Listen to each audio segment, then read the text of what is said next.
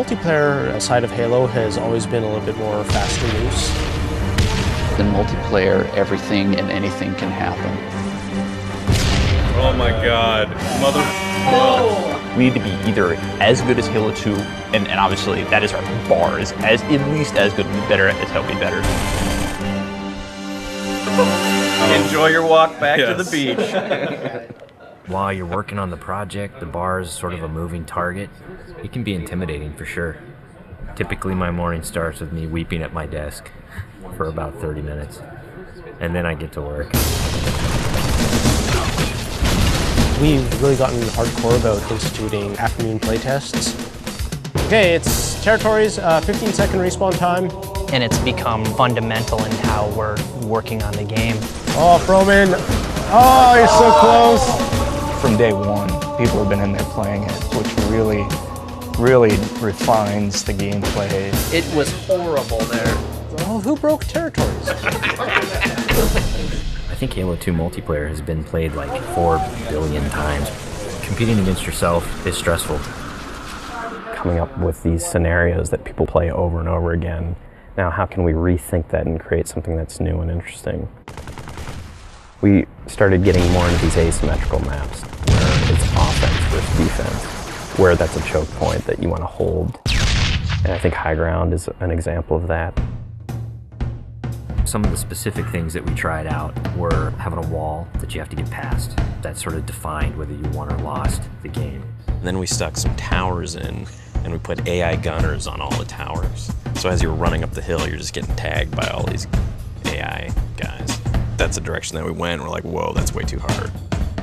In this version, the wall is actually perpendicular to the hill. And in the final version of High Ground, that wall has been rotated 45 degrees because it had 2 turrets up here as well as 2 turrets in the other tower. So there was a lot of firepower coming down on the hill.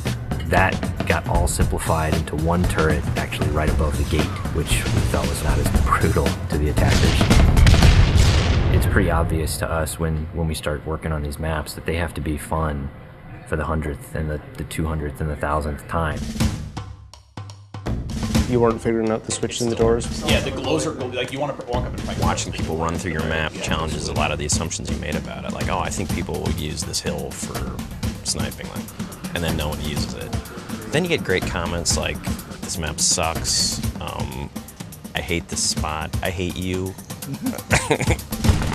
A lot of the time that we spend on these levels are in the details, making sure that the run to a weapon is equal for different areas, getting the distances right for flag captures. Because we make such an effort to place titled objects in a level, like the waterfall, the bridge, the porta potty, people can say the flag is down by the porta potty. That immediately helps with that social aspect.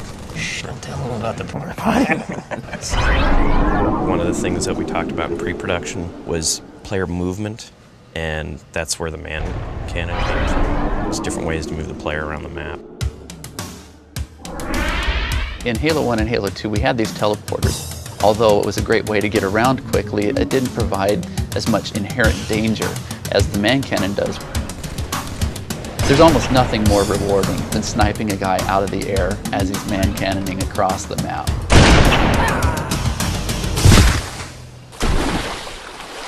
Whatever weapon that you start off every round with is going to really affect the decisions you make. There's this thing we didn't really identify in Halo 2, that if you spawn everybody with a dual-wieldable weapon like the SMG, it changed the game. People stop meleeing and people stop grenading because when you're dual wielding, you can't do either of those. One of our weapon modelers, Tom Doyle, said, hey, this is a great chance to bring back the assault rifle from Halo 1.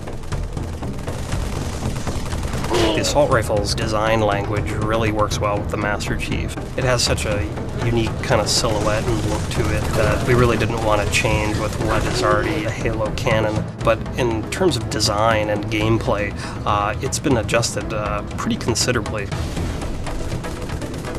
The weapon has a kind of a shallow clip, so it came down to how best do I use my melee attack, or how best do I use my grenades in order to tip that fight a little bit over in my favor. The assault rifle works really well with the golden three things of Halo, which are weapons, grenades, and melee. The different kind of weapons that you get to use now, the way that they're balanced against each other, the way the weapons are placed on a map, it brings a certain something to the map that just makes it play right. You have a situation which is very common, two guys get into a fight. Is there a way to mix that up? Say you start getting hit by a battle rifle from behind.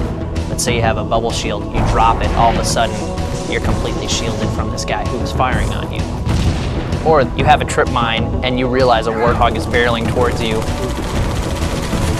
deploy the trip mine at the last second. And yes, you die, but you take out those damn bastards that just ran you over. When you are done as a group playing together, the first thing you want to do is talk about it.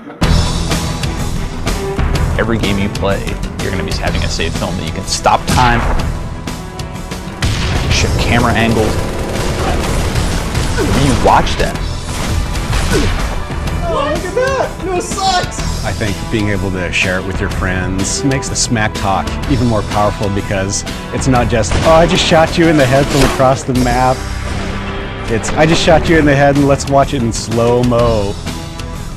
It's really going to help people improve their play if they can see it from the enemy's perspectives. You'll be able to watch where they go, what weapons they pick up, in what order. We've done a lot of paper, we have all the specs, but there's a significant part of that that's not yet finished. The big challenge ahead of us now is to make sure that we get everything that we can in the game.